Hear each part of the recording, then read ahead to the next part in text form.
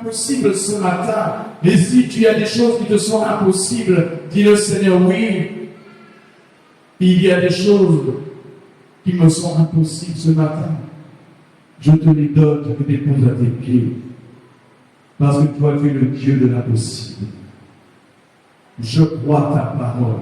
Je m'appuie sur le Dieu de l'impossible ce matin. Ce Dieu qui peut tout. Il peut tout accomplir, enfant de Dieu. Il peut tout faire. Lui qui a créé les cieux et la terre par sa parole. Et nous l'avons vu vendredi, quand Dieu a parlé, les choses se sont accomplies. Rien que par sa parole. Et Dieu nous a donné ce pouvoir. Dieu nous a donné ce pouvoir, enfant de Dieu. Nous avons le pouvoir, l'autorité de parler, de grande autorité, de déclarer par la grâce de Dieu. Et c'est ce qui changera le cours des choses. C'est notre parole, notre déclaration. Si je déclare ce que Dieu m'a dit, je le verrai s'accomplir.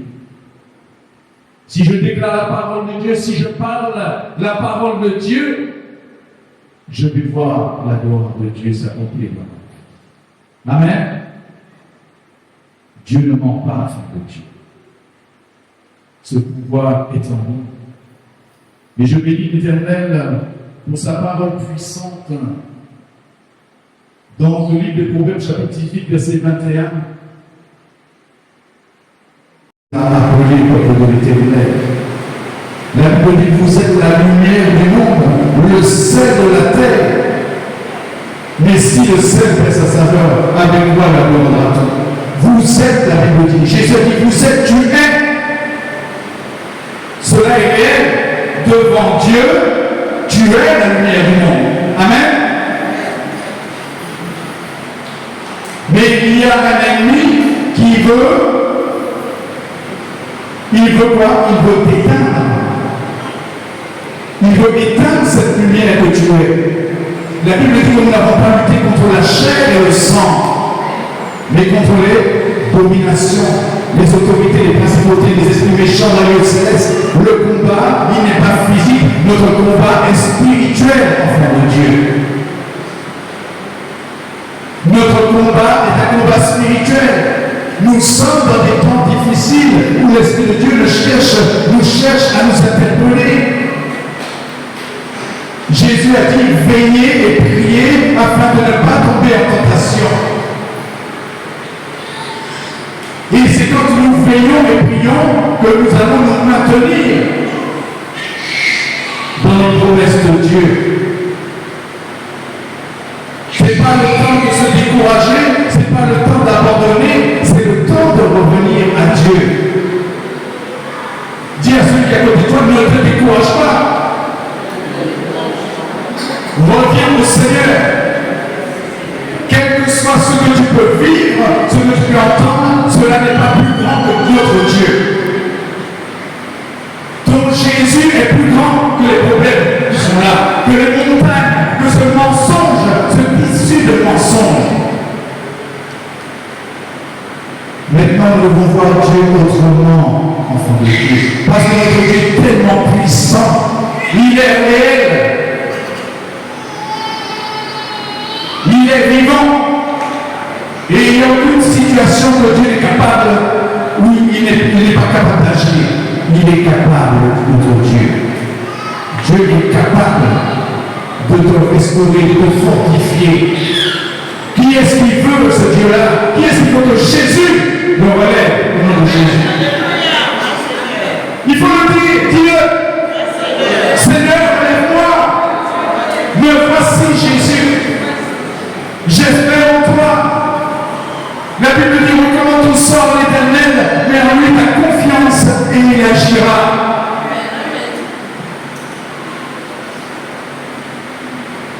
Mais si nous fermons la bouche, comment Dieu peut-il agir? La Bible dit, comme le juste crie. Où sont les justes? Les justes, c'est qui? Ce sont nous les saints. Nous avons été justifiés par la foi.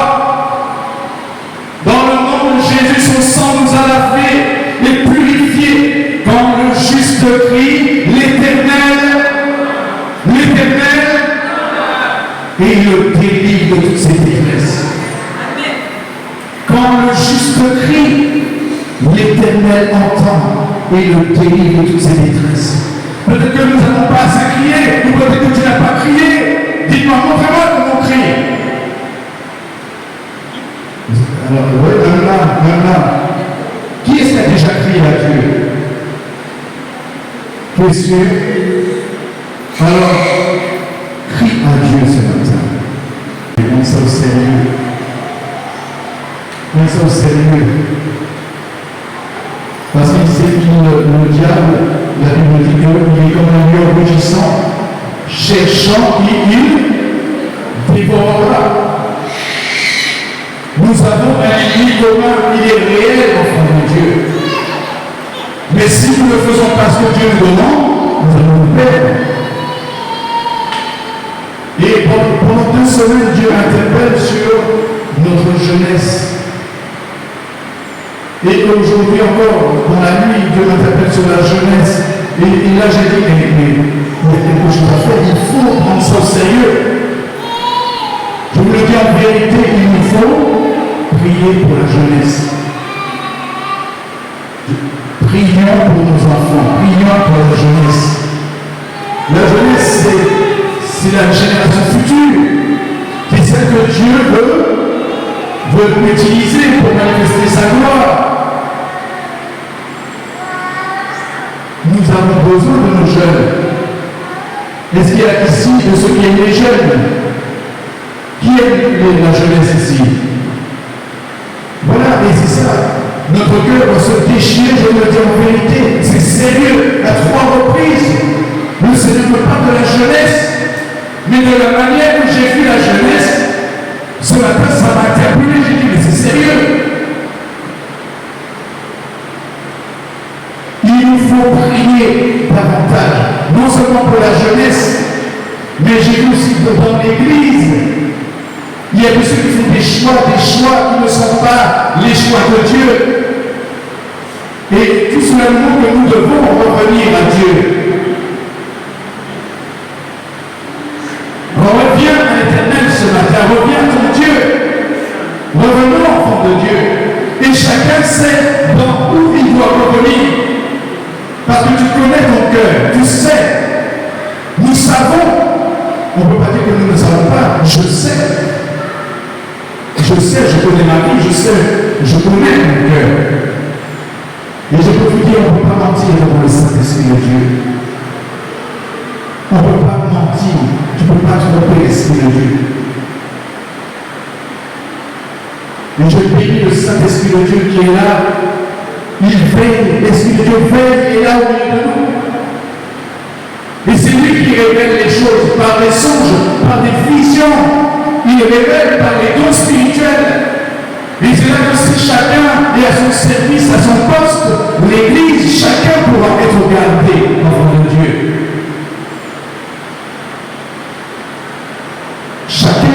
Si chacun est à son poste,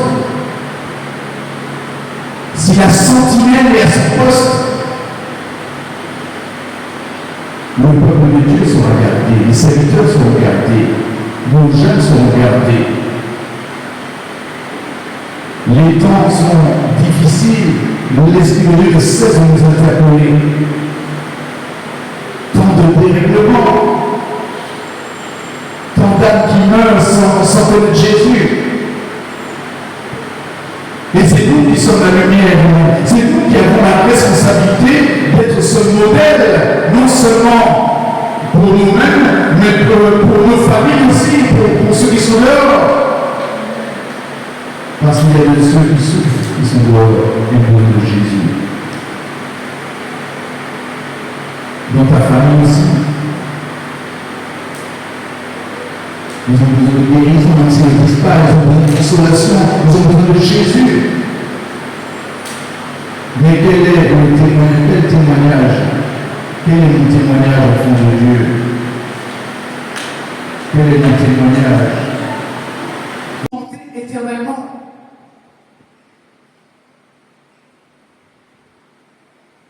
Ça peut arriver que l'on pêche.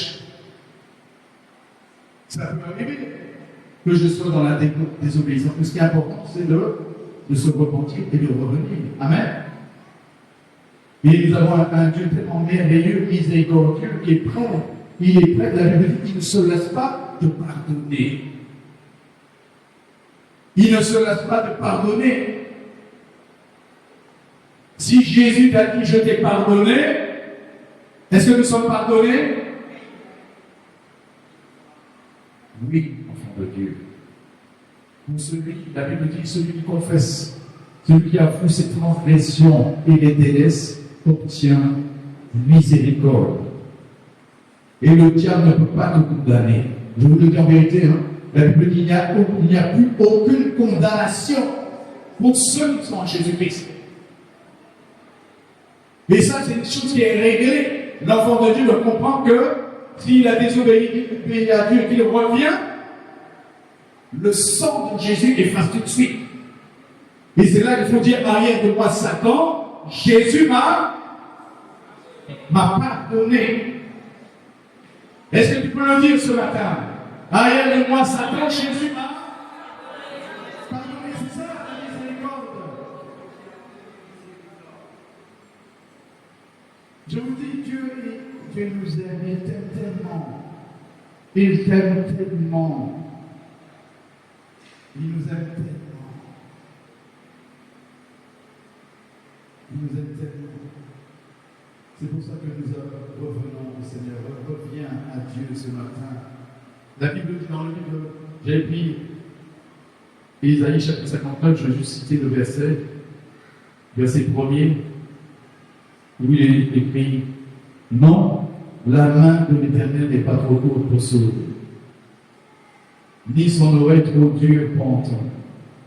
Mais ce sont vos crimes qui mettent une séparation entre vous et votre Dieu. Ce sont vos péchés qui cachent sa face et l'empêchent de vous écouter. Amen. Amen. Vous voyez que c'est ma désobéissance, c'est mon péché. Mais Dieu est toujours disponible. Et c'est ça qui est merveilleux. Dieu veut guérir nos cœurs, Dieu veut nous sauver. Dieu veut nous consoler.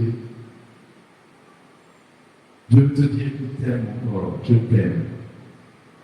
Je t'aime. Est-ce que tu crois à l'amour de Dieu ce matin? Est-ce que tu crois à l'amour du Seigneur pour lui? Tu crois que Dieu t'aime? Est-ce que tu crois qu'il y a en Dieu assez d'amour pour toi ce matin? Et je vous dis, le Seigneur, Dieu veut te serrer dans ses bras et te consoler. Et Dieu, l'amour de Dieu, je vous le dis en vérité, Dieu veut te consoler. Te serrer dans ses bras. Et le Seigneur dit que ce n'est pas terminé. Il y a de l'espérance. Amen. Ce n'est pas terminé.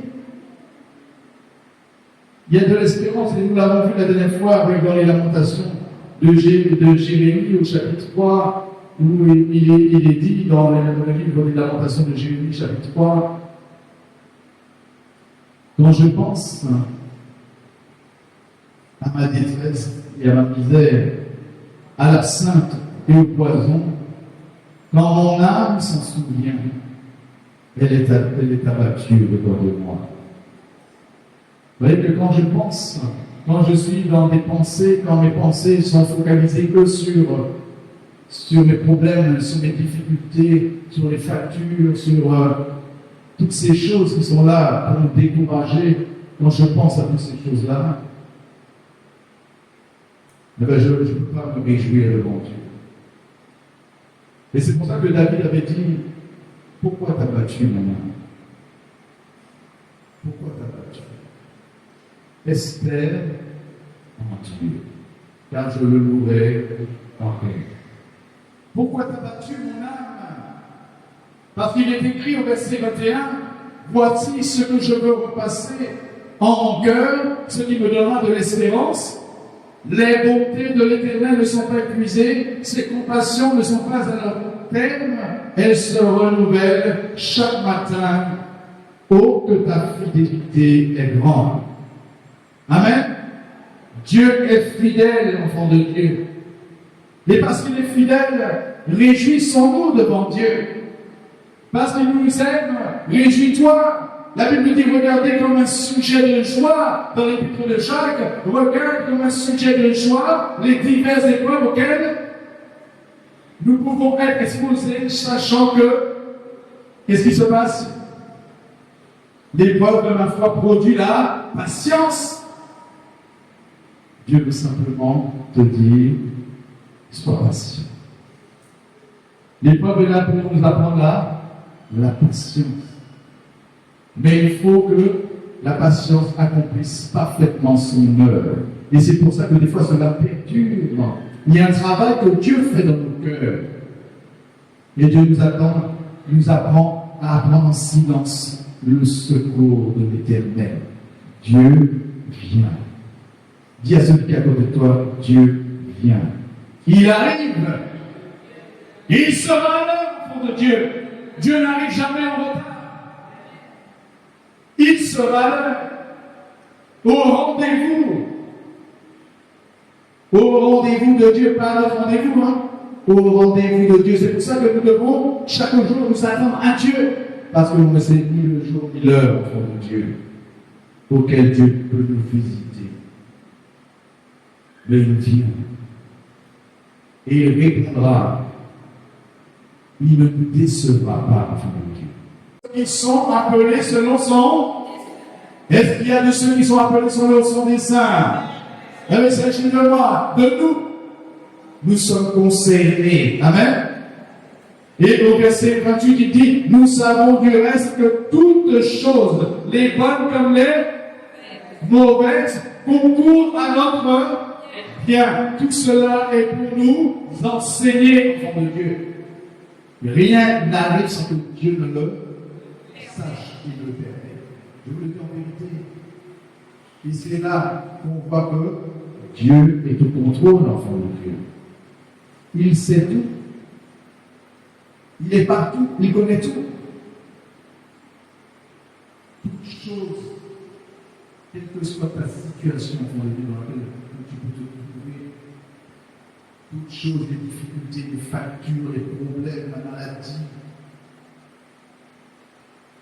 quelle que soit toute chose, concourt à un bien. Au verset 29, il dit car ceux qu'il a connus d'avance, il les a aussi prédestinés à être semblables à l'image de son Fils, afin que son Fils soit le premier-né de beaucoup de frères. Et ceux qu'il a prédestinés, il les a aussi appelés. Et ceux qu'il a appelés, il les a aussi glorifiés. Et ceux qu'il a justifiés, il les a aussi glorifiés. Tout est accompli en Jésus-Christ. Il ne manque rien. Que dirons-nous donc à l'égard de ces choses?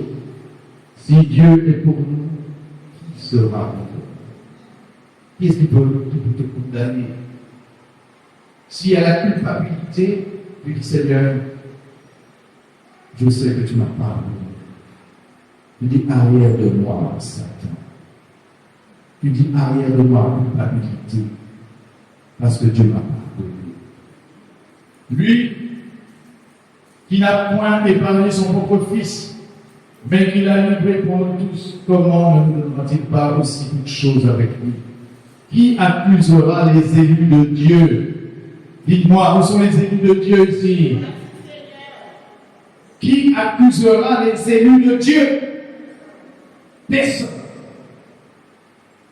Parce que Jésus va se lever pour son élu. Amen.